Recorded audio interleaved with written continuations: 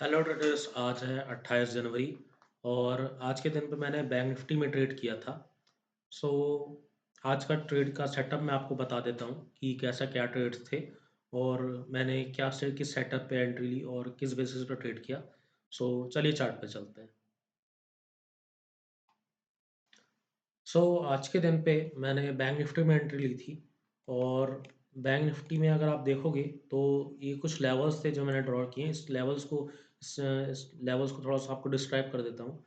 तो अगर हम 1 आवर टाइम फ्रेम में चलेंगे तो ये कुछ लेव पॉइंट्स आपको समझ में आ रहे होंगे। ओके, ये जो कुछ स्विंग्स थे, ठीक है, जहाँ से प्राइस ने बार बार रिजेक्शन मिला था और प्राइस उसी लेवल से रिजेक्ट होकर के नीचे हट का यहाँ तक का मूवमेंट दिखाया था। ओके, तो मैंने क्या किया कि 1 आवर टाइम फ्रेम पे मैंने कुछ लेवल्स मार्क किए, जैसे कि एक ये लेवल हो गया, ठीक है। सेकंड लेवल था, ये था मेरा इस, तो यहाँ पर जब प्राइस की ओपनिंग हुई तब मैंने थोड़ा सा होल्ड किया और अगर आप देखोगे तो इसका ये लेवल के आसपास मैंने एंट्री बनाई थी इस लेवल के ब्रेकआउट पे। ओके, क्योंकि प्रीवियस स्विंग था 10:15 का 23 जनवरी का। मैंने इस लेवल पे ही ब्रेकआउट पे एंट्री बनाई और इस कैंडल का अगर आप देखोगे बहुत हेल्दी कैंडल के यहाँ पे एक बनी थी, ठीक है। तो मेरा मानना ये था कि प्राइस का मूवमेंट अगर आ सकता है अच्छा, तो इस लेवल के ब्रेकआउट पे ही आ सकता है। और हुआ भी वैसा ही कि प्राइस ने यहाँ पे जब एक ब्रेकआउट दिखाया, ठीक है, क्योंकि आप देख सकते हो कि प्राइस के ये लेवल्स पे ब्रेकआउट तो आते हैं बट उसके बाद एक रिजेक्शन आता है। यहाँ पे ट्रैप करते हैं स्कैल्पर्स या जो भी ट्रेड लेके बैठते हैं लोग, उनका स्टॉप लॉस सेट करते हैं और उसके बाद एंट्री आती है। वही चीज़ यहाँ पे भी प्राइस जैसे ही यहाँ पे ब्रेक किया, ठीक है, ब्रेक करने की कोशिश करा तो मुझे पता था यहाँ पे ब्रेकआउट तो आ सकता है अच्छा खासा, बट ये ट्रैप किया यहाँ पास। मैंने इस ट्रैप को थोड़ा सा ना होने करके यहाँ पे उस कैंडल का वेट किया एक हेल्दी कैंडल के बनने का, और जैसे ही कैंडल बनी मैंने तुरंत यहाँ पे एक एंट्री बना ली। एंट्री बनाने के बाद यहाँ पे आप देख सकते हैं एक सडन अच्छा खासा यहाँ पे मूवमेंट देखने को मिला, एक शार्प रैली अपसाइड की। और उसके बाद ये जैसे ही हिट किया, ये जी लेवल जो था हमारा था, ये भी एक रेजिस्टेंस ही पॉइंट था। ओके, क्योंकि कहीं ना कहीं इसके पास से प्राइस के गिरने के बहुत ज़्यादा चांसेस थे। इस चीज़ को मैंने इग्नोर नहीं किया, इस चलते मैंने इस लेवल को पे ही है पूरे प्रॉफिट्स बुक कर लिए। ये अगर आप लेवल देखोगे तो प्राइस इसी लेवल पे ही कई बार आया है और अच्छे मूवमेंट दिखाया है उसने। जैसे ये पहली बार हुआ था जब प्राइस ने इस लेवल के पास आया और ठीक यहीं से ही डाउन साइड का मूवमेंट दिखाया। अगले दिन जब प्राइस ओपन हुआ मार्केट, तो इसी लेवल के ऊपर ओपनिंग दिखाया यहाँ पे। नेक्स्ट डे वो खुला तो इस लेवल के नीचे खुला, ओपनिंग इसकी जस्ट इसके पास की थी इस लेवल के।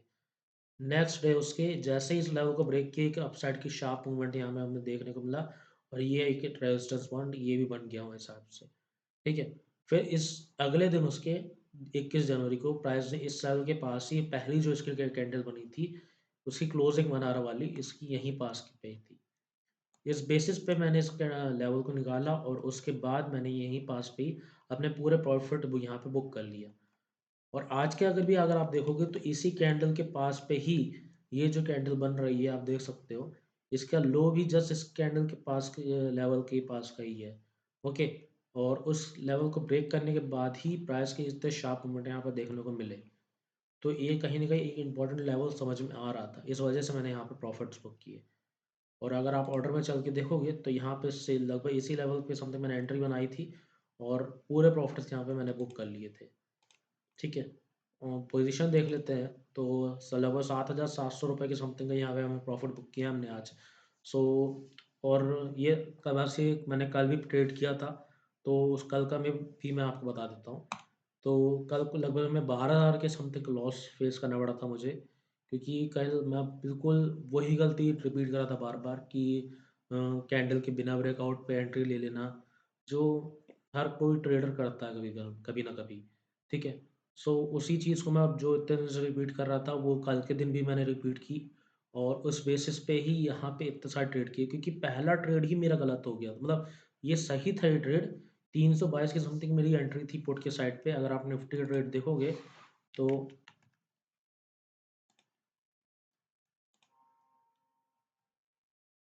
ये देखिए मैंने मार्किंग भी करके रखी हुई है अभी तक। यहाँ पे देखिए मेरी एंट्री इस कैंडल पे थी। ओके, इस या इस कैंडल के समथिंग थी और इस जैसे ही मेरी एंट्री हुई है प्राइस की यहाँ पे एक शार्प मूवमेंट यहाँ पे देखने को मिला मुझे, ठीक है? इसमें एंट्री यहाँ तक मैंने यहाँ के समथिंग समथिंग यहाँ पे प्रॉफिट बुक कर लिए थे और बुक करने के बाद अगर आप देख सकते हो कि कितने शार्प मूवमेंट आया यहाँ पास, बहुत शार्प मूवमेंट आया। मतलब मैंने ये शायद से कैंडल तक क्लोजिंग तक का वेट नहीं किया था। मुझे 20-30 पॉइंट्स मिले, 20-30 पॉइंट्स मिले थे और उसके बाद मैंने एग्जिट कर दिया। अगर आप सोचोगे तो यहाँ पे 2000 के समथिंग का प्रॉफिट दिख रहा है, ओके। बट इसमें क्या था कि मैंने प्रीवियस इसी एंट्री पे एक दो दो बार एंट्री ली है, ठीक है? मैंने पहली एंट्री इस कैंडल पे बनाई थी और इसमें जैसे ही रिजेक्शन मिलने लगा तो मैंने एग्जिट कर दिया। एग्जिट करने के बाद मुझे ये दोबारा ही अच्छी हेल्दी कैंडल यहाँ पे देखने को मिली और मैंने दोबारा एंट्री ली और दोबारा एंट्री ली है तो इसने लगभग 10 पॉइंट यहाँ पे चला और मैंने यहाँ पे बुक कर दिया और बुक करने के बाद आप देख सकते हैं एक शार्प मूवमेंट आया यहाँ पास और हमें लगभग लगभग इसी कैंडल पे एक अच्छा मूवमेंट देखने को मिल जाता कहीं ना कहीं, ठीक है? कुछ नहीं 8 से 10,000 15,000 के आसपास मैं बना लेता इस अकेले ट्रेड पे और ये चीज़ मुझे मिस होते हुए दिखाई दी। तो मैंने अगला ट्रेड लेने की कोशिश की और वो भी पुट साइड का ही था, ठीक है? पुट साइड का ही ट्रेड था। बट क्या हुआ यहाँ पे मैंने कॉल साइड पे गलती से एंट्री कर ली इस ट्रेड में और जल्दबाजी के चलते, क्योंकि प्राइस बहुत अच्छा फॉल कर रहा था यहाँ पास 850 के समथिंग। अगर आप देखोगे मैंने यहाँ पास के समथिंग शॉर्ट करने का सोचा था, ठीक है? यहाँ पास के समथिंग और मैंने एक गलती से कॉल साइड की एंट्री बना ली, तो उस वजह से यहाँ पे एक लॉस देना पड़ा। बट उसके बावजूद मैंने यहाँ पे रुका नहीं, मैंने एंट्री यहाँ पे दोबारा बनाई और एक बड़ा लॉस मुझे यहाँ पे फेस करना पड़ा। तो ये इस एंट्री में भी मैंने लगभग 2 से 3 बार एंट्री ली है इसमें। अब ये 900 क्वांटिटी देख रहे होगे तो लगभग 2 से 3 बार मैंने एंट्री ली है। इस वजह से 900 क्वांटिटी यहाँ पे दिख रही है। तो ये गलती यहाँ पे मुझसे हुई थी, इस वजह से यहाँ पे मुझे इतना बड़ा लॉस यहाँ पे देना पड़ा, ठीक है? तो इस चीज़ को मैं रिपीट ना करूँ, मैं कोशिश कर रहा हूँ कई बार कि मैं इस गलती को ना करूँ बार-बार, बट वो मुझसे हो रही है। मार्केट में आप जब बैठते हो तो कई चीज़ें आपको पहले से याद रहती हैं। मार्केट बंद होने के बाद आप कोशिश करते हो सारे आपके जो भी जनरल्स रहते हैं उनको पढ़ते हो, बट उसके बाद समझ में आता है कि मुझे ये गलती नहीं करनी चाहिए। उस समय तो सोच लेते हो, बट जब मार्केट में जब रियल ट्रेड करने की बारी आती है, तब उस समय आपके इमोशंस को कंट्रोल करना बहुत बड़ी बात कहला जाती है। और इस चीज़ में कहीं न कहीं मैं कुछ दिनों से फ़ेल हो रहा हूँ कि मैं अपने इमोशंस को कंट्रोल नहीं कर पा रहा हूँ और इसके कई रीज़न समझ में आ रहे हैं मुझे। तो मैं उस पे वर्क कर रहा हूँ कि मैं ये दोबारा गलती नहीं करूँ।